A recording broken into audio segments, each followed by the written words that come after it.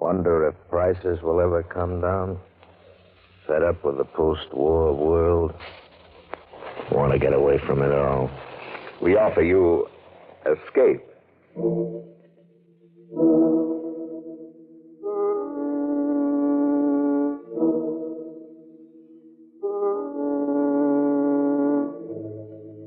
You are standing at the edge of an enchanted grove, lured by a soft, caressing voice inviting you to destruction. You have nearly sold your soul to an ancient goddess from whom you must escape.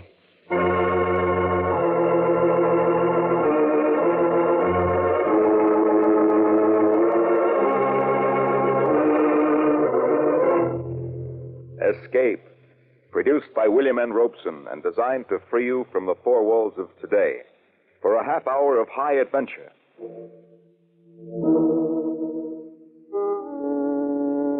Today we escape to the African veldt and an enchanted shrine of great antiquity, as John Buchan told it in his weird story, The Grove of Ashtaroth.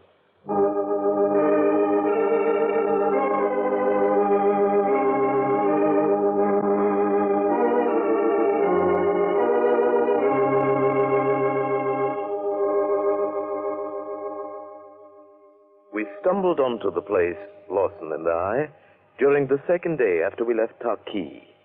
We'd travel on horseback some 40 miles or so through typical African veldt, lush and green, with plenty of game and good hunting. It was late afternoon when we topped a rise and saw before us a small plateau of such beauty that we both reined in and sat staring at it, not speaking for some moments. A tiny, sparkling stream wandered through the verdant meadow grasses, and at the edge of the plateau tumbled in a crystal waterfall down to the plain below. Graceful clumps of strange trees grew here and there, and bushes blazed in a riot of bloom. I'd seen nothing remotely like it in all the miles we'd come. It stood alone, proud and lovely, an alien island in a sea of tropic jungle. Great heavens, John, in your whole life, have you ever seen anything like it? If some artist had designed that plateau, placed every tree and bush by hand, it couldn't be any more perfect. It's almost weird, isn't it? Yes. It shouldn't be here. It doesn't belong. But there isn't a plant growing over there that's like any we've seen in the rest of the jungle. Probably a difference in minerals in the soil, something of that kind. It's more than that. They're not even the same varieties. It's true. That one grove standing alone there near the edge, I've never seen trees that slender and fragile. And the bark, it looks like silver velvet. Silver velvet, huh? That's quite an idea, John. Yes, I guess it is at that. Anyway, those doves seem to like it. They never stop circling over that one particular grove. They're probably nesting there. A flock of white doves circling over the silver grove. But, there's something vaguely familiar about that. Yes, there is. John, can you make out some kind of a dark shape there through the trees over toward the center of the grove? Yes. Yes. Come on, let's ride over and take a look, No. Not now. Huh? Why? I mean, you'll have plenty of chance to see it later. What are you trying to say? John, I'm going to build a home here. A home? Out here in the middle of the jungle, miles from... I'll build a road in from Taki. I've got money enough and no one but me to spend it. I've always wanted to live in Africa. Always, Lawson? Or for the last 5 minutes? It doesn't matter. Somehow, even though I'd never seen it, I've dreamed of this spot all my life. I've got to live here. Want to live here, I mean. But so quickly, at least think it over first. No, I don't have to think it over. I know what has to be done. John, it's here that I build my tabernacle.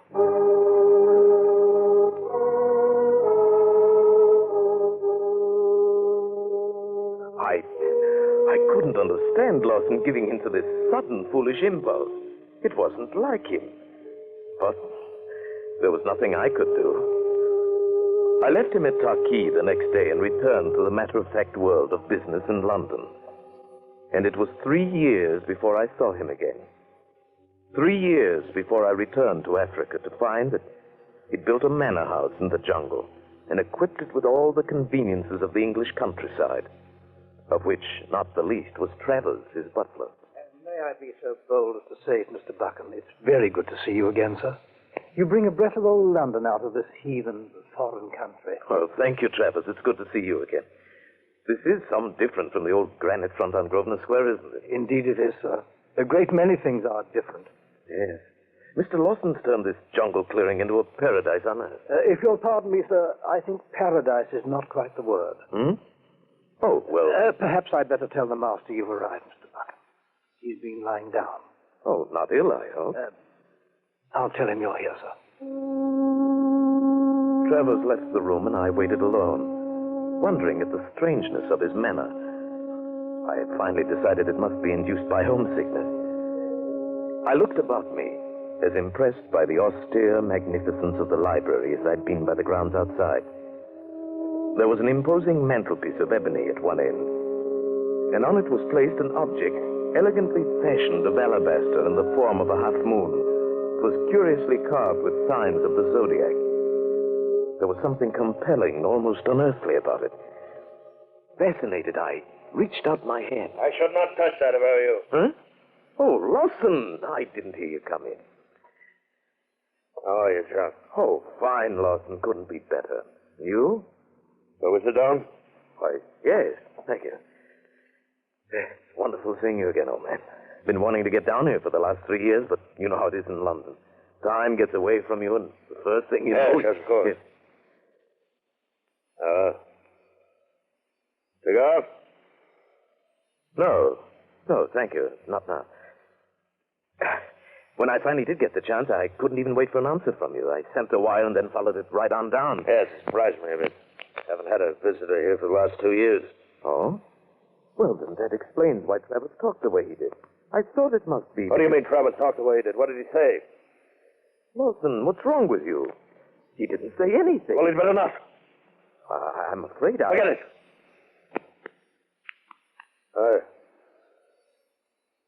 I'm sorry, John. I haven't felt very well the last few days. Well, that explains it.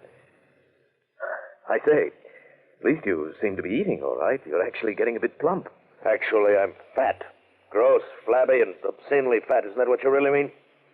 Well, no. I was only joking. Never mind.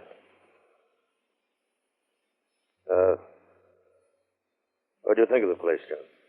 The place? Why, it's amazing. It's beautiful. No one could ever believe it without seeing it. I doubt if there's another place like it anywhere in the world. You're right about that. There isn't another place like it anywhere in the world. Oh, that reminds me. I noticed you left the grove as it was without bothering it. Tell me, did you ever find out what it was we saw that afternoon? Yes. Yes, John, I found what it was. Well? John, I have an overseer here named McJobson, quite a competent man. I want you to leave with him in the morning, take a 3 or 4 day hunting trip. He knows the country. He'll find you plenty of game. Oh, but I came here to see you. I'm fighting a bout of fever. Happens every so often. I'll be all right by the time you get back. Oh, now, wait a minute. If you're sick, I'm certainly not going to run. You do what I tell you.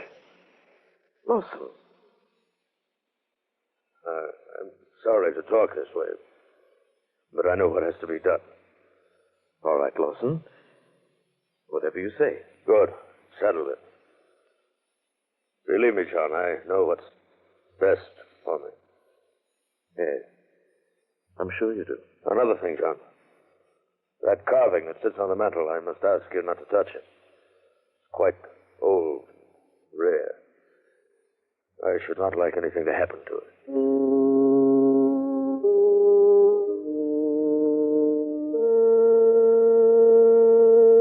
That night when I retired, I found it impossible to sleep. I tossed fitfully, trying to think of some reason for the great change that came over my friend in these past 3 years. Drugs, drink, actual sickness, either physical or mental? No, none of them gave any complete answer. My windows looked out across to the turf, and I saw the grove of strange trees. It was bathed now in the moonlight by a soft, silvery haze. Even now, in the middle of the night, the flock of doves circled in the air above it, gleaming white from wing and breast as they wheeled in the shafts of moonlight. I dozed off finally, to wake up suddenly in that brief hour before the first light of dawn. I happened to glance from the window, and in the fading moonglow saw a figure approaching the house. It drew nearer, and I saw it was Lawson, barefooted, wearing a white dressing gown. Shortly, I heard his weary steps pass my door, and afterward the house was silent. I lay there wide awake. Lawson had been coming from the direction of the grove.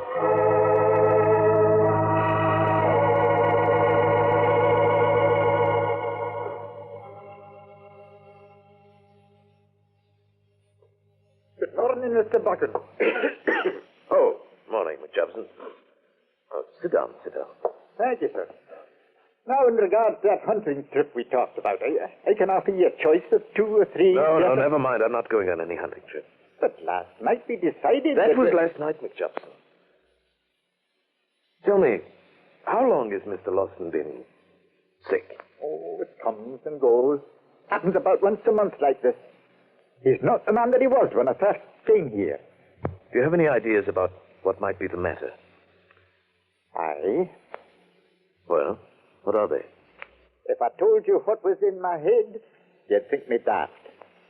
Why don't you wait until tomorrow? You won't need to ask.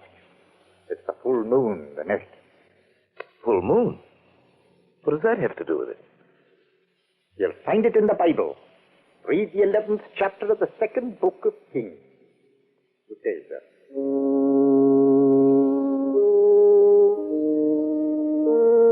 I found a Bible in the library and thumbed it open to the passage he'd mentioned. I read through it once without understanding. And then, one sentence seemed to leap out from the page. For Solomon went after Ashtaroth, the goddess of the Sidonians. Ashtaroth. Ashtaroth, of course, Ashtaroth. Goddess of the ancient East, whose strange rituals held a dark fascination for the children of Israel, over and over luring them away from their fierce prophets to worship at her shrines. The white doves of Ashtaroth circling the shrine of her silver grove. Why, then the grove at the end of the turf must hide a lost shrine dedicated to her worship. But what of Lawson? Did his blood carry one fraction from old Israel with the same ancient weakness to hear and answer the call of the goddess? Did he become an acolyte of Ashtaroth? What weird rites did he perform in the grove at night? And then I remembered tonight. The worship of Ashtaroth had always reached its climax on the night of the full moon.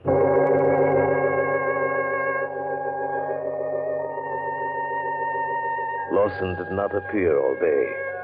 And that evening, after dinner, McJobson and I took up our watch on the dark veranda, looking into the windows of the library. We'd been there at least an hour. Look. It's Mr. Lawson. Just came into the library. I see him. Hey, what's he after? I suppose he wants the little figure on the mantel. We watched him take the carved half moon of alabaster and slip it into the pocket of the robe he was wearing.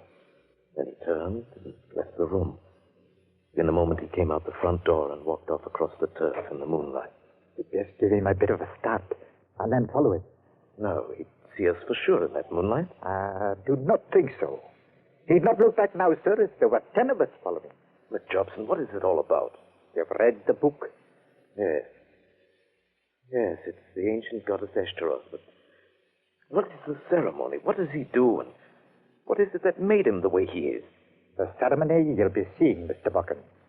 As to what has made him like he is, he does an evil thing, and all the while he knows it to be evil. He cannot help himself, and he knows that too. Yes. I think I see what you mean. We'd best be going now. He's gone into the grove.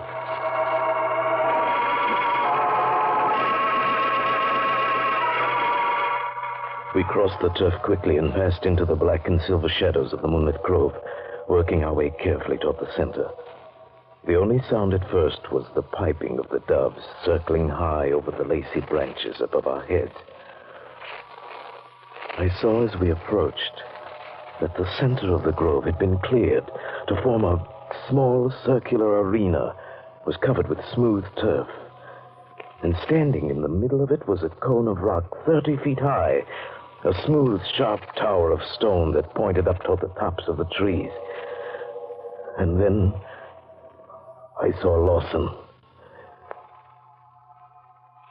He stood by the base of the conical tower, his arms uplifted, the symbol of the half-moon bound to his forehead, and chanting words with meanings I could not even guess. Now Lawson threw off his white robe and began a curious kind of dance, moving around the foot of the cone on a worn path beaten in the turf, the same path he must have followed many other nights before. He moved faster and faster, uttering now and again a wild cry. We stared entranced at the circle of moonlight. And as he danced, a strange new sound slipped into my consciousness, an earthly melody that seemed to come from the tower, from the trees, or may perhaps have been born within my own mind, tricked by the magic fantasy of moonlight, shadows, and perhaps madness.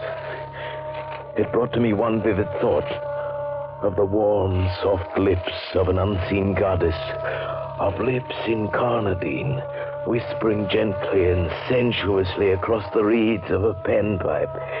I stirred uneasily, felt the quickening of my pulse. You must try to resist it, Mr. Buchan. It is only a thing of evil cloaked in a false beauty. McJobson heard or felt it too. Then it was more than a trick of my own senses. Something in me thrilled to the call of the weird melody. I wanted to rush out and throw myself at the base of the stone tower to dance as Lawson was doing, to spend all eternity in adoration and worship of the beauty of Ashtaroth. No, Mr. Buchan. Think what it's done to him. Fight it, lad, fight it. I lost all knowledge of time. The dance had grown swifter and fiercer. The moonlit figure in the clearing moved faster and faster, posturating and gyrating in tempo to the crazy rhythm. My blood was pounding in my throat, my ears ringing. The music surged through my brain in ever-mounting waves of incandescent sound. Now I was beyond reason, possessed by an overpowering frenzy when the cock crew. Then the grove was deathly still, and at the foot of the tower, Lawson lay unconscious.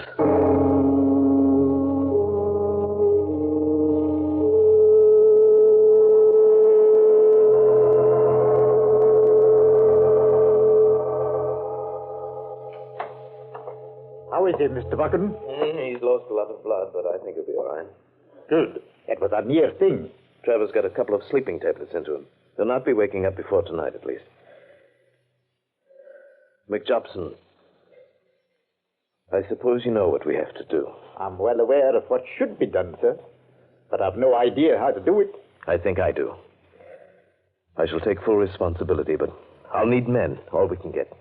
The natives will no go near the place, but there's some 30 white men on the tobacco farm a few miles back on the bush. But they want a high wage. I'll pay it, just get them. Would you mind telling me what you're proposing to do, sir? Yes. Something that may sound as mad as Lawson himself. I'm going to deal with that grove the same way King Josiah did. Hey, it comes back to me vaguely. Yeah. Here it is. And the high places that were before Jerusalem, which Solomon, the king of Israel, had builded for Ashtaroth, the abomination of the Sidonians, did the king defile. And he brake in pieces the images and cut down the groves. Both the altar and the high place he brake down, and burned the high place, and stamped it small to powder, and burned the grove. Aye, 'tis the word of God. I'll need dynamite, but I have plenty of it down at the workshop. I'll go after the men first. We should be ready to start by 9 o'clock this morning.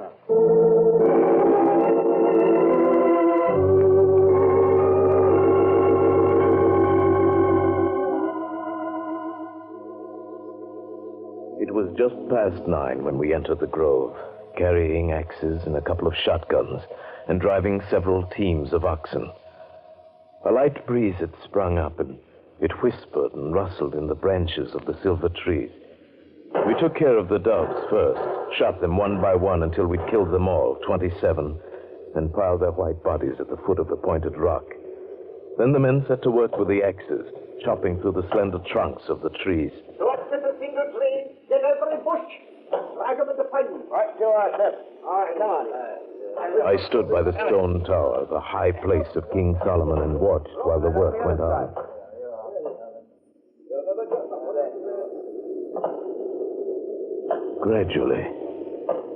Gradually born perhaps in the sighing wind, a strange fancy crept into my mind. Oh, no. Please don't.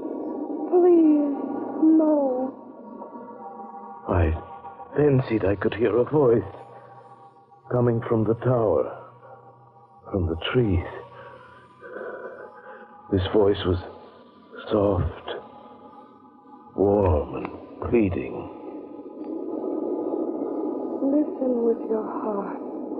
Can the spirit within you not hear and feel? The heart of all sorrow was in that voice, and the soul of all loveliness. Distant, tenuous, with all the bodiless grace of a goddess older than time and desire.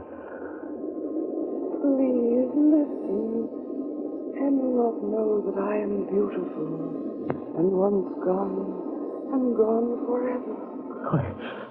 I could not believe that I was imagining this soft and lovely voice. I felt a sudden and overpowering adoration for this exquisite creature who whispered in the breath of the wind. I wanted to call out to the men, order them to stop desecration of her home and sanctuary. Then I thought of Lawson, of what he'd become, and I fought back the impulse. How can you judge who knows so little? One who is part of the whole divinity of nature. No, I won't.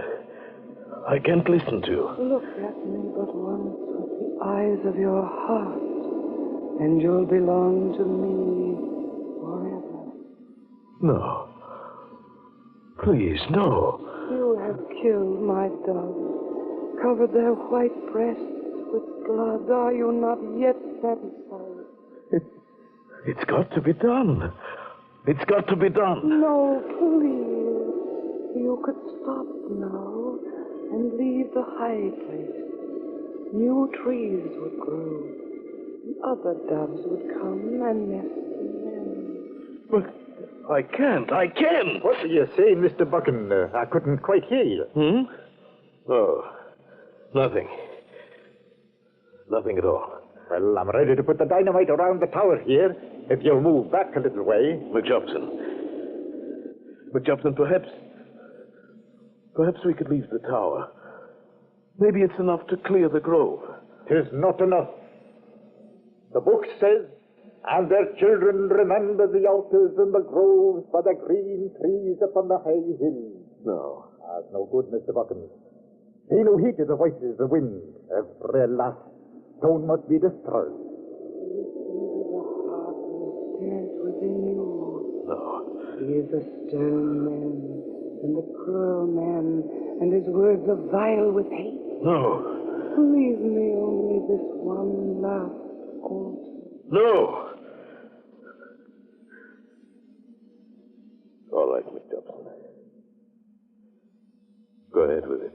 Place the boxes of dynamite close together, lads. Easy now.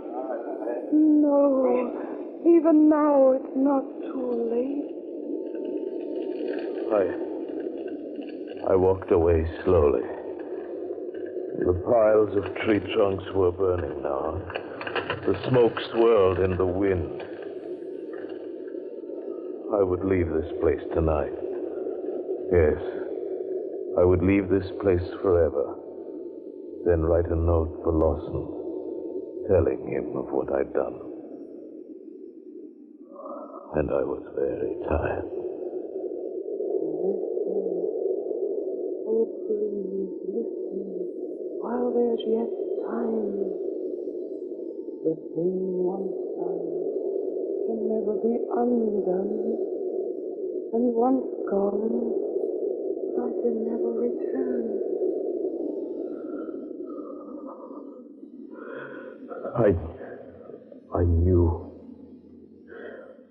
I knew that my act, my reason told me all these things.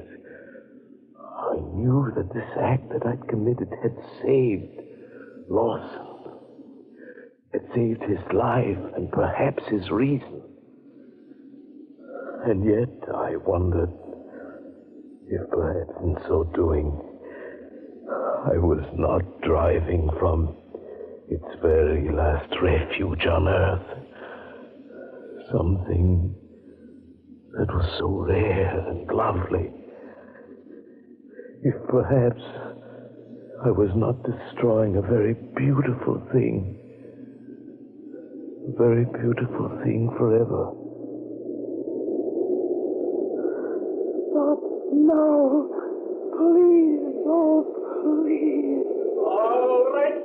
Our room. No. Oh, no.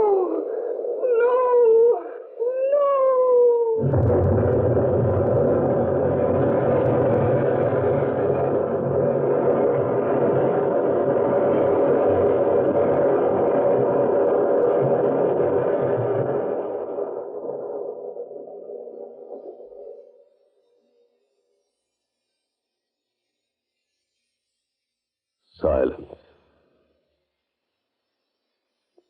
Nothing but silence. And I heard the sweet voice no more. And my face was wet with tears.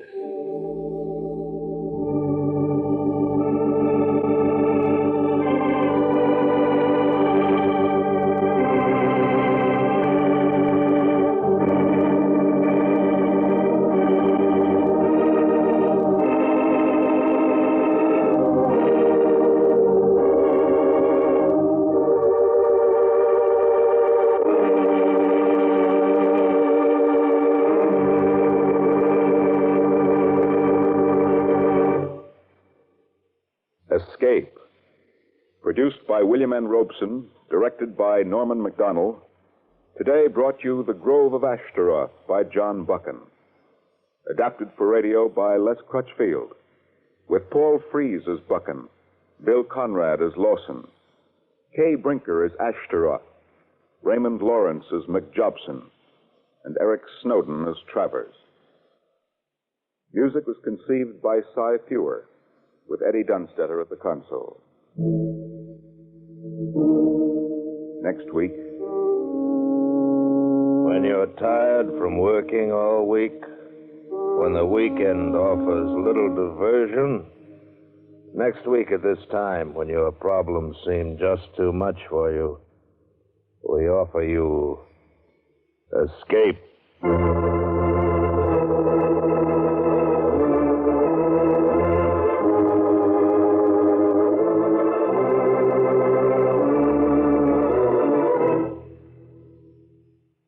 Next week, we bring you another exciting story of high adventure. This is CBS, where 99 million people gather every week, the Columbia Broadcasting System.